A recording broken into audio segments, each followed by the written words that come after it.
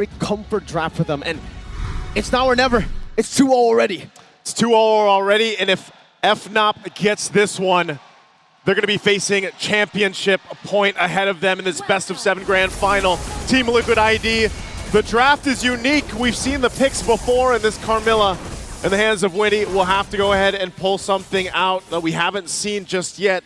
The Curse of Blood can work great in this. Not only that, but also we have to point out the fact that this is a lineup that should extend the team fights in their favor. 2 revitalizes for them, 1 from Witty and 1 from Aran to go that way. And also taking a look at the emblems here, breaking it down, Gideon.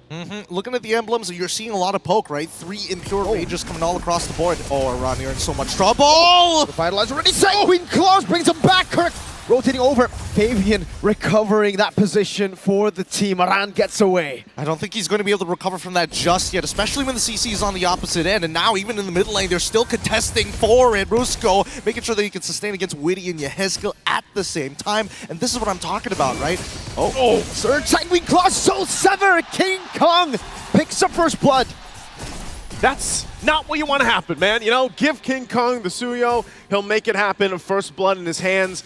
And that's the thing, the team is going to go ahead and play around those points. If they know that some of the resources are down from that early skirmish earlier on, they'll still capitalize it. And every single time the Suyo is picked up, I don't know, I actually don't know the perfect statistic on how many first bloods that hero actually has, just because how much damage he has in the early game with the Soul Sever. He does, but Kirk right now is winning this 1v1 pretty hard so far, and Aran forced to actually go for the recall. But generally, how I'm seeing this is that TLID need to make sure that they have a tight game, right? Any little mistake that they've made, we've seen Fnatic Onyx PH really blow that over and turn it into a full-on snowball. Yeah. Let's think about this.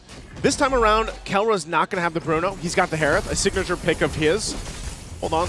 Hold that thought for a second. The fight for the turtle, though. Fabian. Good retribution, though. Going to be caught in the curtain call, and also the Sanguine Claws. Witty pops into Vitalize. Kirk coming in as well. Kirk into the back. He dives. And now he wants to continue on. Oh, the Vengeance, not enough. Takes down. But at least Fabian is able to find a kill for himself, right? These small moments to pick up these kills, to find that initial gold is going to be great, but this Sanguine Claw is showing up to be quite a bit of a problem from TLID. And again, Super Prince is on a hero that is very late game centric. You want to go ahead and build up those stacks on the bad impact, and then eventually you're just popping off damage from range. But going back to it, you know, for Kelra, this Harith works a little bit different. Wow, already Yehezkiel forced to go ahead and just wings on out of there. But he's going to be fine. Already early damage potential showing. I really hope he doesn't disrespect it. So far, Kirk has been playing a strong game, and Aran does have a bit of a level lead so far, but at the same time, right, we're noticing that it's just about pushing these waves, making sure you have priority, making that very first move. It's just the capitalization has been a little weak. Good trades. Oh, up top, Kirk picked off Fabian. Able to utilize Aran's aggression.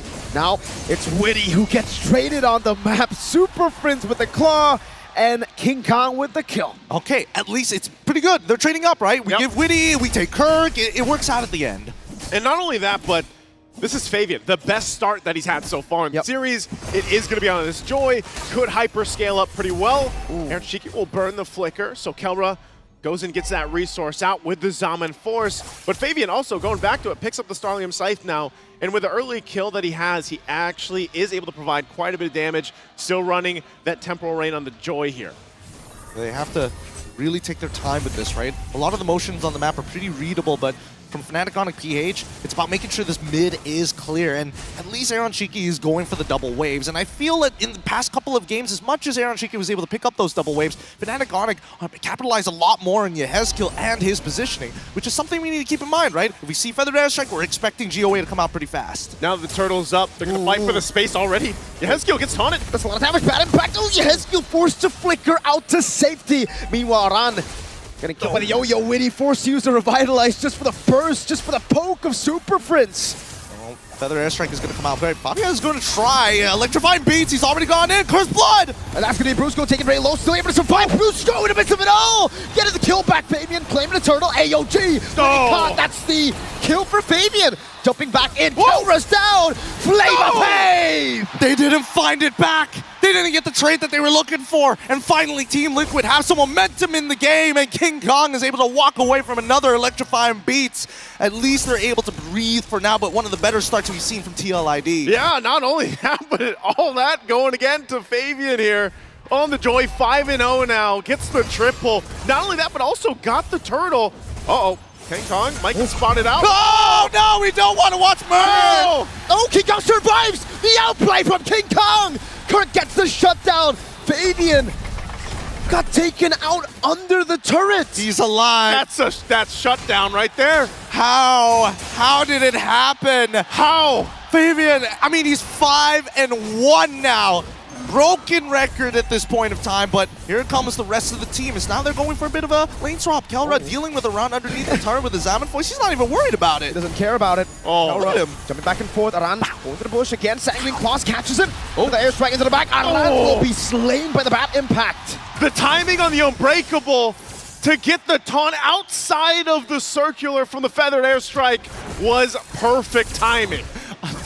Outside of the circular. I love that. I'm going to steal like that. that. I like that a lot, as a matter of fact. But at the same time, it's 5-5, and they've evened up that lead. Man, that was such a huge shutdown. The gold now looking real good, but there's permanent damage on the map. Top side missing up and one inhibitor. Sorry, not one inhibitor, a tier 1, but even the bottom side has been traded too. At the same time, King Kong's still level down on Fabian. He's a level down, and they're finding these small wins across the map. And Team Liquid ID is going to have to get in a position to go ahead and capitalize on some of the leads they have. Like you just mentioned, the lead in levels, even for Aaron Shiki, he is a level 10 right now. He's only got the Hunter Strike, still building in. Meanwhile, Kelra, Starlium Scythe, still working on the second item, but now the last turtle for the game is started up by TLID. Let's see if they can get the 3-for-3 here. They're all going to focus onto Aran. Sanguine Claw, Aran very low for the airstrike to zone him away. Fabian wins out the retreat battle. King Kong taken out by Fabian as the curtain call comes down, but FNOP will just disengage. Yep, they're just pulling back. We don't need any more than this. Let's not overextend, and let's just breathe for a moment. With King Kong already down, Fabian has guaranteed his level lead against his opponents, but Aaron Shiki is the main win condition. He needs to poke out his opponents, and once Fnatic on it get desperate, that's when Witty needs to find that counter engage. Briscoe taking a lot of shots here. Oh! Super Prince in that bush. Aaron Shiki now with the Rhapsody as well. Aaron able to escape. Kelra with the chase, and now gets caught by Aran. Power Wilderness, and for the airstrike, Kelra! Still able to dodge away for so long. 2 for 1 so far, but it's still revitalized, comes out through Electrifying Beach, does not take him out. Finally, Fabian is able to put him down as Aran is next to fall with the help of Kirk King Kong. Are you going to do it? Yes, he will. Underneath the turret, they dive. A double for Kirk. The timing from the Super Fam comes through again in a fight that you thought was all for TLID, but it wasn't, and now again, the pendulum swinging in Game 3. They focus on the the mid-turret, Tier 1. Under the turret going in for the airstrike, and Kirk shall be shut down by Aaron Shiki.